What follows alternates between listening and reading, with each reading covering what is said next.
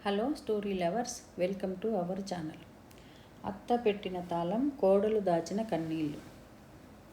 ఆంధ్రప్రదేశ్లోని గోదావరి జిల్లాలో పచ్చని కొబ్బరి చెట్ల మధ్య ఉన్న చిన్న పట్టణం రామచంద్రాపురం. ఉదయం 5:30 గంటలవుతుంది. వీధి చివరనున్న గుడిలో గంట మోగింది. పాలవాడి మోటార్ సైకిల్ శబ్దం వినిపించింది. పక్కింటి వాకిట్లో ముగ్గు వేస్తున్న మహిళల మాటలు మొదలయ్యాయి. కానీ సుబ్బలక్ష్మి ఇంట్లో మాత్రం అప్పటికే ఒక గొడవ మొదలైంది. వంటింట్లో గిన్నెలు గట్టిగా తగులుతున్న శబ్దం వినిపించింది. నేను ఎన్నిసార్లు చెప్పాలి కందిపప్పు ఇలా నీళ్ళలా ఉండకూడదని? సుబ్బలక్ష్మి కోపంగా అంది. గ్యాస్ స్టవ్ ముందు నిలబడి పప్పు కలుపుతూ ఆమె కోడలు శ్రావణి ఒక్కసారిగా ఆగిపోయింది. పిల్లలు స్కూలుకు వెళ్ళాలత్తయ్య. అన్నం, కూర, టిఫిను అన్నీ ఒక్కదాన్నే చేస్తున్నాను. కొంచెం నీళ్లు ఎక్కువయ్యాయి. దానికే ఇంత కోపమా? అంది శ్రావణి. దానికేనా? నువ్వు మా ఇంటికి వచ్చినప్పటి నుంచి ఏ పని సరిగ్గా చేస్తున్నావు చెప్పు? ఆ మాట వినగానే శ్రావణి ముఖం మారిపోయింది. అవునత్తయ్య, నేను చేసే పని మీకు నచ్చదు. మీరు చేస్తే సాంప్రదాయం, నేను చేస్తే తప్పు. హాల్లో కూర్చొని పత్రిక చదువుతున్న సుబ్బలక్ష్మి భర్త రాఘవరావు నెమ్మదిగా పత్రికను ముఖానికి అడ్డంగా పెట్టుకున్నాడు. పడక గదిలో ఆఫీసుకు తయారవుతున్న శ్రావణి భర్త మధు మాత్రం గొడవ వినిపించినట్టుగా తలుపు మూసుకున్నాడు. ఆ ఇంట్లో ఇది కొత్త విషయం కాదు. ప్రతి ఉదయం పప్పుతో మొదలైన గొడవ మధ్యాహ్నానికి పిల్లల పెంపకం మీదికి వెళ్ళేది. సాయంత్రానికి ఖర్చుల గురించి మొదలై రాత్రికి బంధువుల గురించి గొడవతో ముగిసేది. అత్త సుబ్బలక్ష్మికి కోడలు శ్రావణి గౌరవం ఇవ్వడం లేదనే బాధ. శ్రావణికి అత్త తనను ఇంటి మనిషిగా చూడటం లేదనే బాధ. మధ్యలో ఉన్న మధుకు మాత్రం ఇద్దరూ తన మాట ఎందుకు అర్థం చేసుకోవడం లేదనే చిరాకు. కానీ నిజానికి మధు ఇద్దరితోనూ సరిగా మాట్లాడేవాడు కాదు. సుబ్బలక్ష్మికి 60 సంవత్సరాలు. ఆమె జీవితమంతా కుటుంబం చుట్టూనే తిరిగింది. 22 వయసులో రాఘవరావును పెళ్లి చేసుకొని ఆ ఇంటికి వచ్చినప్పుడు ఆమె అత్త చాలా కఠినంగా ఉండేది. ఉదయం 4 గంటలకు లేచి ఇల్లు ఊడవాలి, వాకిట్లో ముగ్గు వేయాలి, కుటుంబంలోని 10 మందికి వంట చేయాలి. అనారోగ్యంగా ఉన్న పని ఆపడం వీలు ఉండేది కాదు. సుబ్బలక్ష్మి ఎన్నోసార్లు ఒంటరిగా ఏడ్చింది. కానీ తన బాధను ఎవరికీ చెప్పలేదు. కోడలిగా వచ్చిన అమ్మాయి ఓపికగా ఉండాలి, అప్పుడే కుటుంబం నిలబడుతుంది అని తనకు తానే చెప్పుకునేది. ఆమెకు ఒక్కడే కొడుకు మధును చదివించడానికి సుబ్బలక్ష్మి తన బంగారు గాజులు కూడా అమ్మింది. అతడు ఇంజనీరింగ్ పూర్తి చేసి కాకినాడలోని ఒక ప్రైవేటు కంపెనీలో ఉద్యోగం సంపాదించిన రోజు ఆమె ఆనందానికి అవధులు లేవు. నా కొడుకు జీవితంలో కష్టపడకూడదు అనేదే ఆమె ఆశ. కానీ మధుకు పెళ్ళైన తరువాత తన కొడుకు తన నుంచి దూరమైపోతాడేమోననే భయం సుబ్బలక్ష్మి మనసులో నెమ్మదిగా పెరిగింది. ఆ భయాన్ని ఆమె ఎప్పుడూ నేరుగా చెప్పలేదు. దాని బదులు కోడలు చేసే ప్రతి పనిలో లోపం వెతకడం మొదలుపెట్టింది. శ్రావణి కూడా చెడ్డ అమ్మాయి కాదు. ఆమె విజయవాడలో పెరిగింది. డిగ్రీ వరకు చదువుకుంది. పెళ్లికి ముందు ఒక చిన్న పాఠశాలలో ఉపాధ్యాయురాలుగా పనిచేసేది. పెళ్ళైన తర్వాత ఉద్యోగం మానేసి అత్తమామలతో కలిసి ఉండడానికి రామచంద్రాపురం వచ్చింది. ఉమ్మడి కుటుంబంలో ఉంటే పిల్లలకు మంచి విలువలు వస్తాయి అని ఆమె తల్లిదండ్రులు చెప్పారు. మొదట్లో శ్రావణి ఎంత ఉత్సాహంగా ఉండేది. సుబ్బలక్ష్మిని అత్తయ్య అని ప్రేమగా పిలిచేది. ఆమెకు మందులు సమయానికి ఇచ్చేది. కొత్త వంటకాలు నేర్చుకోవడానికి ప్రయత్నించేది. కానీ ఆమె చేసిన ప్రతి పనికి ఒక విమర్శ ఎదురయ్యేది. మీ అమ్మ నీకు వంట నేర్పలేదా? ఈ కాలం అమ్మాయిలకు ఫోను పట్టుకోవడం తప్ప ఇంకేం రాదు. మా రోజుల్లో కోడళ్ళు ఇలా మాట్లాడేవారు కాదు. మొదట్లో శ్రావణికి నవ్వుతూ ఊరుకునేది. తరువాత మౌనంగా భరించింది. చివరికి ఎదురు మాట్లాడడం మొదలుపెట్టింది. ఆ రోజు ఉదయం గొడవ తరువాత శ్రావణి పిల్లలను స్కూలుకు పంపించి తన గదిలోకి వెళ్ళింది. తలుపు మూసుకొని మంచం మీద కూర్చుంది. ఆమె కళ్ళలో నీళ్లు నిండాయి. ఫోను తీసుకొని తన తల్లి లలితకు కాల్ చేయాలనుకుంది. కానీ వెంటనే ఆగిపోయింది. ఆమె తల్లికి చెప్పిన ప్రతిసారి ఒకటే సమాధానం వచ్చేది. అత్తతో కొంచెం ఓపికగా ఉండమ్మా, చిన్న విషయాలకు కుటుంబం విడిపోకూడదు. ఆ మాట తప్పు కాదు, కానీ శ్రావణికి ఓపిక మాత్రమే చెప్పేవారు. ఆమె బాధ ఏమిటో అడిగేవారు చాలా తక్కువ. అంతలో తలుపు దగ్గర మధు నిలబడ్డాడు. ఇంకా ఎంతకాలం ఇలా గొడవ పడతారు అని చిరాగ్గా అడిగాడు. శ్రావణి ఆశ్చర్యంగా అతని వైపు చూసింది. నేను ఒక్కదాన్నే గొడవ పడుతున్నానా? అమ్మ వయసు అయింది. ఆమె ఏదైనా అంటే పట్టించుకోకుండా ఉండలేవా? అంటే నేను మనిషిని కాదా మధు? నాకు బాధ ఉండదా? నాకు ఆఫీసుకు ఆలస్యం అవుతుంది, సాయంత్రం మాట్లాడుకుందాం అని మధు ఆ మాట చెప్పి వెళ్ళిపోయాడు. కానీ సాయంత్రం కూడా వాళ్ళు మాట్లాడుకోలేదు. మధు ఇంటికి వచ్చేసరికి స్నేహితుడు ఫోను వచ్చింది. తర్వాత భోజనం చేసి నిద్రపోయాడు. శ్రావణి మాత్రం రాత్రంతా పైకప్పు వైపు చూస్తూ పడుకుంది. కొన్ని రోజుల తర్వాత సంక్రాంతి వచ్చింది. సుబ్బలక్ష్మి ఇంట్లో పండుగ ఏర్పాట్లు ఘనంగా మొదలయ్యాయి. అరిసెలు, బూరెలు, గారెలు చేయాలని ఆమె నిర్ణయించింది. బంధువులందరినీ ఇంటికి పిలిచింది. శ్రావణి కూడా ఇంటిని శుభ్రం చేసింది. పిల్లలకు కొత్త బట్టలు కొనింది. గుమ్మానికి మామిడి ఆకుల తోరణం కట్టించింది. కానీ పండుగ ముందు రోజు మరో గొడవ జరిగింది. శ్రావణి తన తల్లిదండ్రులకు ఫోన్ చేసి సంక్రాంతికి రావాలని ఆహ్వానించింది. ఆ విషయం తెలిసిన సుబ్బలక్ష్మి ముఖం చిన్నపోయింది. ఇప్పటికే మా బంధువులు 20 మంది వస్తున్నారు. ఇంకా మీ వాళ్ళు కూడా వస్తే ఎక్కడ పడుకుంటారు అంది. అత్తయ్య, మా అమ్మ నాన్న ఒక్కరోజు మాత్రమే ఉంటారు అంది. నీకు వాళ్ళే ముఖ్యం. మా ఇంటి పరిస్థితి నీకు అవసరం లేదు అంది. పెళ్ళైన తర్వాత నా తల్లిదండ్రులు పరాయి వాళ్ళైపోయారా? నేను అలా అన్నానా? మీ మాటల అర్థం అదే. ఇద్దరి స్వరాలు పెరిగాయి. హాల్లో ఉన్న మధు ఈసారి బయటకు వచ్చాడు. శ్రావణి, అమ్మకు ఎదురు మాట్లాడకు అని గట్టిగా అన్నాడు. శ్రావణి ఒక్కసారిగా నిశ్శబ్దంగా మారిపోయింది. ఆమె కళ్ళ నుంచి కన్నీళ్లు జారాయి. నువ్వు కనీసం విషయం ఏమిటో కూడా అడగలేదు మధు అంది. ఏ విషయమైనా పెద్దవాళ్లతో మాట్లాడే పద్ధతి ఇదేనా? ఆ మాటతో శ్రావణి తన గదిలోకి వెళ్ళి తలుపు మూసుకుంది. సుబ్బలక్ష్మి అక్కడే నిలబడి ఉంది. తన కొడుకు తన వైపు మాట్లాడినందుకు ఆమెకు క్షణం పాటు సంతోషం కలిగింది. కానీ శ్రావణి ఏడుస్తూ వెళ్ళడం చూసినప్పుడు ఆమె మనసులో ఏదో చిన్న బాధ కూడా పుట్టింది. ఆ బాధను అంగీకరించడానికి ఆమె సిద్ధంగా లేదు. ఆ రాత్రి శ్రావణి తన తల్లికి కాల్ చేసింది. అమ్మా, మీరు సంక్రాంతికి రావద్దు అంది. ఎందుకమ్మా? ఇక్కడ స్థలం సరిపోదట. శ్రావణి స్వరం విన్న లలితకు ఏదో జరిగిందని అర్థమైంది. కానీ కూతురు కుటుంబంలో సమస్య పెరగకూడదనే ఉద్దేశంతో ఆమె ప్రశ్నించలేదు. పర్వాలేదమ్మా, మీరు సంతోషంగా పండుగ చేసుకోండి అంది. ఫోను పెట్టిన తర్వాత లలిత తన భర్త వైపు చూసి నిశ్శబ్దంగా కన్నీళ్లు తుడుచుకుంది. మరుసటి రోజు సంక్రాంతి పండుగ ఇంటికి బంధువులను వచ్చారు. ఇంటికి బంధువులు వచ్చారు. పిల్లలు కొత్త బట్టలతో ఆడుకున్నారు. బయట రంగవల్లులు మెరిశాయి. అందరి ముందు సుబ్బలక్ష్మి, శ్రావణి నవ్వుతూ కనిపించారు. కానీ వాళ్ళ మధ్య మాటలు మాత్రం అవసరమైనంత మేరకే ఉన్నాయి. మధ్యాహ్నం భోజనం సమయంలో సుబ్బలక్ష్మి చెల్లెలు పార్వతి శ్రావణి చేసిన పులిహోర తిని మెచ్చుకుంది. చాలా బాగుంది శ్రావణి, నువ్వు అక్క కంటే బాగా చేశావు అంటూ నవ్వింది. ఆమె సరదాగా అన్న మాట సుబ్బలక్ష్మికి నచ్చలేదు. ఇప్పటి పిల్లలు అన్నీ యూట్యూబ్ చూసి చేస్తారు, అందులో గొప్పేముంది అంది. అందరూ నవ్వారు. కానీ శ్రావణికి ఆ మాట గుండెల్లో గుచ్చుకుంది. ఆమె మౌనంగా వంటగదిలోకి వెళ్ళిపోయింది.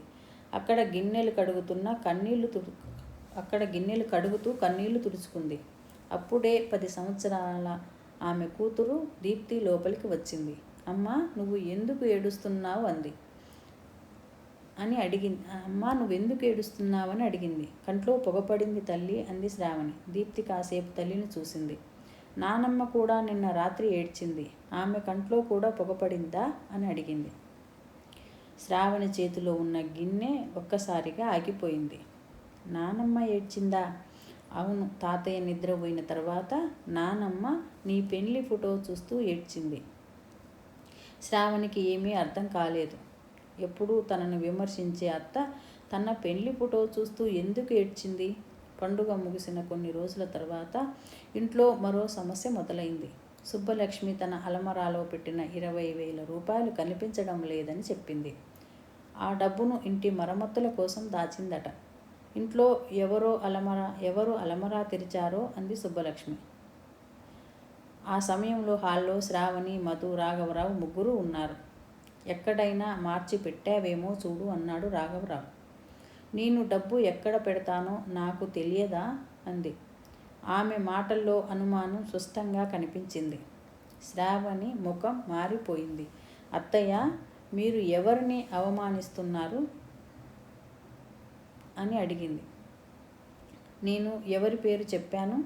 పేరు చెప్పకపోయినా మీ చూపు చెప్తుంది. నువ్వు ఎందుకు భయపడుతున్నావు? ఆ మాట వినగానే శ్రావణి సహనం కోల్పోయింది. చాలు అత్తయ్య, నేను ఈ ఇంటికి కోడలిగా వచ్చాను, దొంగగా కాదు. మధు వెంటనే శ్రావణిని ఆపాడు. అమ్మ డబ్బు కనిపించడం లేదని మాత్రమే చెప్పింది. మళ్ళీ మీ అమ్మ వైపే మాట్లాడుతున్నావు. నన్ను ఒక్కసారి కూడా నమ్మవా? విషయాన్ని పెద్దది చెయ్యకు శ్రావణి.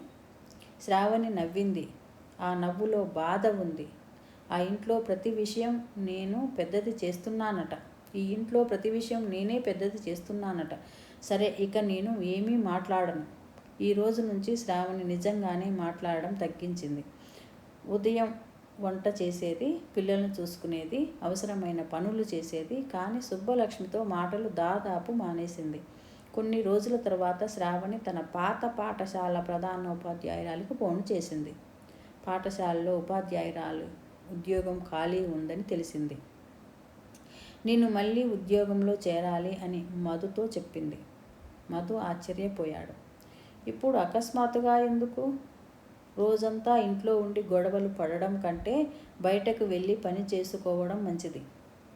పిల్లలను ఎవరు చూసుకుంటారు? సాయంత్రానికి నేనే వచ్చేస్తాను. అమ్మకు ఈ విషయం నచ్చదు. నా జీవితంలో ప్రతి నిర్ణయం మీ అమ్మకు నచ్చాలా? అప్పుడే గది బయట నుంచి సుబ్బలక్ష్మి స్వరం వినిపించింది. నాకు నచ్చకపోతే నువ్వు ఏమైనా ఆగుతున్నావా? శ్రావణి తలుపు వైపు చూసింది. నేను ఉద్యోగం చేయడం వల్ల మీకు ఏం నష్టం అత్తయ్య? ఇంటి పరువు పోతుంది. నా కోడలు ఉద్యోగం చేయకపోతే తినడానికి లేదు అనుకుంటారు. ఉద్యోగం చేయడం పరువు తక్కువ పని కాదు. నువ్వు సంపాదిస్తే ఈ ఇంట్లో ఎవరి మాట వినవు అంది. ఇప్పుడైనా నా మాట ఎవరు వింటున్నారు? మళ్ళీ గొడవ మొదలైంది. ఈసారి శ్రావణి ఒక కఠినమైన నిర్ణయం తీసుకుంది. మధు, మనం వేరే ఇంటికి వెళ్దాం అంది. ఆ మాట విన్న సుబ్బలక్ష్మి ముఖం తెల్లబడిపోయింది. చూశావా, నేను మొదటి నుంచి చెప్పిందే ఇది. నా కొడుకును నా నుంచి విడదీయడమే దీని లక్ష్యం అంటూ ఏడవడం మొదలుపెట్టింది. అత్తయ్య, నేను మీ కొడుకును తీసుకెళ్లడం లేదు. ప్రతిరోజు గొడవలు లేకుండా బతకాలని కోరుకుంటున్నాను. ఈ ఇంట్లో ఉండి నన్నే తప్పు అంటున్నావా? నా ఇంట్లో ఉండి నన్నే తప్పు అంటున్నావా? మధు రెండు చేతులతో తలపట్టుకున్నాడు. ఇద్దరి మధ్య నేను బతకలేకపోతున్నాను అని అరిచాడు. అంతవరకు మౌనంగా ఉన్న రాఘవరావు మొదటిసారి గట్టిగా మాట్లాడాడు. ఆపు మధు. అందరూ ఆయన వైపు చూశారు. నీ భార్య, నీ తల్లి గొడవ పడుతుంటే మధ్యలో ఉండి బాధపడుతున్నానని అంటున్నావు. కానీ ఈ గొడవ ఇంత దూరం రావడానికి నీ మౌనమే ప్రధాన కారణం. మధు ఆశ్చర్యపోయాడు. నేనా అని. అవును, మీ అమ్మ తప్పు చేసినప్పుడు నువ్వు చెప్పలేదు. నీ భార్య బాధపడినప్పుడు వినలేదు. ఇద్దరినీ శాంతింపజేస్తున్నానని అనుకున్నావు. నిజానికి ఇద్దరినీ ఒంటరిగా వదిలేశావు. హాల్లో నిశ్శబ్దం వ్యాపించింది. రాఘవరావు మాటలు అందరి మనసుల్లోకి వెళ్ళాయి. కానీ అప్పటికే గాయాలు లోతుగా మారిపోయాయి. శ్రావణి తన నిర్ణయం మార్చుకోలేదు. ఒక వారంలో దగ్గరలోని పాఠశాలలో ఉద్యోగంలో చేరింది. ఉదయం త్వరగా లేచి వంట చేసి పిల్లలతో పాటు పాఠశాలకు వెళ్ళేది. ఇంట్లో ఉంటే సమయం తగ్గిపోవడం, గొడవలు కొంచెం తగ్గాయి. ఇంట్లో ఉండే సమయం తగ్గడంతో గొడవలు కొంచెం తగ్గాయి. కానీ మనసుల మధ్య దూరం మాత్రం పెరిగింది. ఒక సాయంత్రం సుబ్బలక్ష్మి ఇంట్లో ఒంటరిగా ఉంది. రాఘవరావు బ్యాంకుకు వెళ్ళాడు. మధు ఆఫీసులో ఉన్నాడు. పిల్లలు శ్రావణి పాఠశాల నుంచి ఇంకా రాలేదు. అప్పుడే ఆమె ఫోను మోగింది. హలో, సుబ్బలక్ష్మి గారేనా అని ఒక వ్యక్తి అడిగాడు. అవును. మీ కొడుకు మధు రోడ్డు ప్రమాదానికి గురయ్యాడు. ప్రస్తుతం ఆసుపత్రిలో ఉన్నారు. సుబ్బలక్ష్మి గుండె ఆగినంత పని అయింది. ఏ ఆసుపత్రి? నా కొడుకు ఎలా ఉన్నాడు? భయపడకండి, వెంటనే చికిత్స చేయాలి. మొదట 50,000 రూపాయలు పంపించాలి. నేను వెంటనే వస్తాను. మీరు రావడానికి ఆలస్యం అవుతుంది. ముందుగా డబ్బు పంపితే చికిత్స మొదలు పెడతాం అని ఆ వ్యక్తి ఒక బ్యాంకు ఖాతా నెంబర్ను చెప్పాడు. సుబ్బలక్ష్మి చేతులు వణికాయి. ఆమె వెంటనే అలమరా తెరిచింది. లోపల కొంత నగదు ఉంది, కానీ 50,000 లేవు. అప్పుడే శ్రావణి ఇంటికి వచ్చింది. సుబ్బలక్ష్మి ఏడుస్తూ జరిగిన విషయం చెప్పింది. మధుకు ప్రమాదమా అని శ్రావణి కంగారు పడింది. కానీ వెంటనే ఆమె ప్రశాంతంగా ఆలోచించింది. అత్తయ్య, మీకు ఫోన్ చేసిన నెంబర్ చూపించండి అంది. ముందు డబ్బు పంపాలి, నా కొడుకు ప్రాణం ప్రమాదంలో ఉంది అంది. 1 నిమిషం, నేను మధుకు ఫోన్ చేస్తాను. అతని ఫోను వాళ్ళ దగ్గర ఉండొచ్చు. శ్రావణి మధుకు కాల్ చేసింది. మొదటిసారి అతడు ఫోన్ ఎత్తలేదు. సుబ్బలక్ష్మి భయం మరింత పెరిగింది. చూశావా, వాడు ఫోను ఎత్తడం లేదు, వెంటనే డబ్బు పంపు అంది. శ్రావణి మళ్ళీ కాల్ చేసింది. ఈసారి మధు ఫోన్ ఎత్తాడు. శ్రావణి, మీటింగ్లో ఉన్నాను, ఏమైంది? మధు స్వరం వినగానే శ్రావణి ఊపిరి పీల్చుకుంది. ఫోను సుబ్బలక్ష్మికి ఇచ్చింది. అమ్మా, నేను బాగానే ఉన్నాను, ఎవరో మోసం చేయడానికి ఫోన్ చేశారు అన్నాడు. మధు సుబ్బలక్ష్మి కుర్చీలో కూలబడిపోయింది. మోసం చేయడానికి ఫోన్ చేశారు అన్నాడు మధు. సుబ్బలక్ష్మి కుర్చీలో కూలబడిపోయింది. కొడుకుకు ఏమీ కాలేదనే ఉపశమనం ఒకవైపు, తాను మోసపోవడానికి సిద్ధమయ్యాననే భయం మరోవైపు. శ్రావణి ఆమెకు నీళ్లు ఇచ్చింది. అత్తయ్య, తెలియని నెంబర్ల నుంచి వచ్చే ఫోన్కు వెంటనే నమ్మకూడదు. ముందుగా మన వాళ్ళు కాల్ చేసి నిర్ధారించుకోవాలి అంది. సుబ్బలక్ష్మి శ్రావణి వైపు చూసింది. ఆమె కళ్ళలో మొదటిసారి కోపం లేదు, కేవలం సిగ్గు, కృతజ్ఞత మాత్రమే ఉన్నాయి. నువ్వు సమయానికి రాకపోయి ఉంటే నేను డబ్బు పంపేసేదాన్ని అంది. డబ్బు పోయినా మళ్ళీ సంపాదించవచ్చు అత్తయ్య. భయంతో మీరు ఏమైపోతారో అని నాకు భయం వేసింది అంది. ఆ మాట విన్న సుబ్బలక్ష్మి మనసును తాకింది. తనను ఇష్టపడదని అనుకున్న కోడలు తన గురించి నిజంగా ఆందోళన పడిందని ఆమెకు అర్థమైంది. కానీ ఎన్నేళ్లుగా పెంచుకున్న గర్వం కారణంగా ధన్యవాదాలు అనే మాట ఆమె నోటి నుంచి రాలేదు. ఆ రాత్రి భోజన సమయంలో సుబ్బలక్ష్మి మౌనంగా శ్రావణి ప్లేట్లో అదనంగా ఒక గారె పెట్టింది. శ్రావణి ఆశ్చర్యంగా చూసింది. తిను, మధ్యాహ్నం నుంచి ఏమీ తినలేదు కదా అంది సుబ్బలక్ష్మి. అది చిన్న మాటే, కానీ కొన్ని నెలల తర్వాత ఆ ఇంట్లో వినిపించిన మొదటి ప్రేమ మాట అది. కొన్ని రోజులు ప్రశాంతంగా గడిచాయి. కానీ సంవత్సరాలుగా పేరుకుపోయిన అపార్థాలు ఒక్క రోజులోనే పోవు. అది ఒక ఆదివారం. శ్రావణి ఇల్లు శుభ్రం చేస్తుండగా సుబ్బలక్ష్మి అలమరా కింద ఒక పాత సంచి కనిపించింది. దానిని బయటకు తీసి చూసిన శ్రావణికి అందులో కొన్ని పాత చీరలు, పిల్లల బొమ్మలు, పసుపు రంగు పట్టిన ఫోటోలు కనిపించాయి. అందులో శ్రావణి పెళ్లి ఫోటో కూడా ఉంది. ఫోటో వెనుక సుబ్బలక్ష్మి చేతి రాతతో ఒక వాక్యం రాసి ఉంది. నా కొడుకుకు భార్యగా కాదు, నాకు కూతురుగా వచ్చిన అమ్మాయి. ఆ వాక్యం చదివిన శ్రావణి కళ్ళలో నీళ్లు నిండాయి. అత్త తనను మొదట్లో నిజంగానే కూతురిగా భావించిందా? అయితే ఆ ప్రేమ ఎప్పుడు కోపంగా మారింది? అప్పుడే సంచిలో మరో పాత పుస్తకం కనిపించింది. అది సుబ్బలక్ష్మి డైరీ. ఇతరుల వ్యక్తిగత విషయాలు చదవకూడదని శ్రావణికి తెలుసు. ఆమె డైరీ మూసి పెట్టబోయింది. కానీ తెరిచి ఉన్న పేజీలో తన పేరు కనిపించింది. శ్రావణి ఆ రోజు మొదటిసారి ఇంటికి వచ్చింది. నవ్వుతుంటే ఇల్లు వెలిగినట్టు ఉంది. నాకు కూతురు లేని లోటు తీరుతుందేమో. మరో పేజీలో ఇలా ఉంది. శ్రావణి మధుతో నవ్వుతూ మాట్లాడుతుంటే సంతోషంగా ఉంది. కానీ నా కొడుకు ఇక నాతో పాతలా మాట్లాడడం లేదు. నేను అతన్ని కోల్పోతున్నానేమో అనే భయం వేస్తుంది.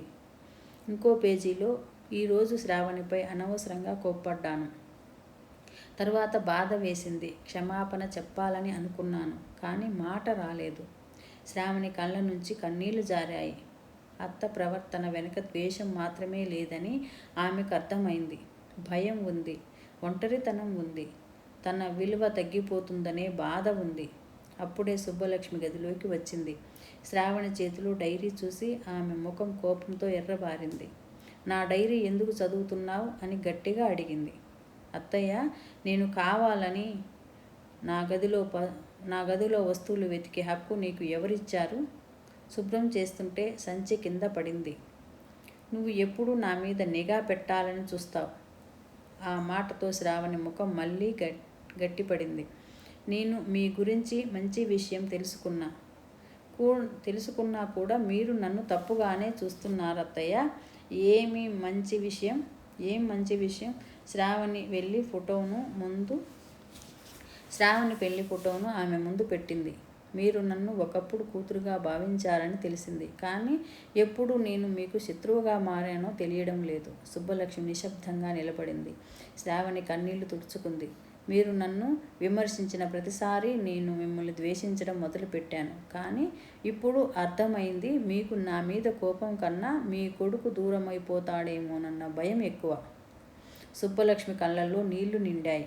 నువ్వు తల్లివి కాబట్టి ఒకరోజు నీకు అర్థమవుతుంది. కొడుకు పెళ్ళైన తర్వాత తల్లి స్థానం మారిపోతుంది. స్థానం మారదత్తయ్య, సంబంధం రూపం మారుతుంది. మధు మీ కొడుకుగానే ఉంటాడు, నా భర్తగానూ ఉంటాడు. కానీ మనం అతన్ని రెండు వైపులా లాగితే చివరికి అతడేమైపోతాడు? ఆ మాటలకు సుబ్బలక్ష్మి సమాధానం చెప్పలేదు. ఆమె మంచం మీద కూర్చుంది. నేను ఆ ఇంటికి వచ్చినప్పుడు నా అత్త నన్ను చాలా బాధ పెట్టింది అంది నెమ్మదిగా. నేను అనారోగ్యంగా ఉన్నా పని చేయించేది. నా తల్లిదండ్రులు ఇంటికి వెళ్ళనిచ్చేది కాదు. నేను చాలా ఏడ్చాను. శ్రావణి ఆమె పక్కన కూర్చుంది. అయితే నా బాధ మీకు అందరికంటే బాగా అర్థమవ్వాలి కదా అత్తయ్య అంది. ఆ ప్రశ్న ఆమెని ఆలోచించేలా చేసింది. నేను నా కొడుకుని బాధ పెడుతున్నాను, దూరం అవుతాడేమోనని అనుకున్నాను. మా అత్తగారి వల్ల నేను బాధపడ్డాను కదా, నేను ఎందుకు ఇలా ఉన్నాను అనుకుంది. అప్పటి నుంచి ఇద్దరూ చాలా బాగా ఉండేవారు. అందరూ ప్రశాంతంగా ఉన్నారు.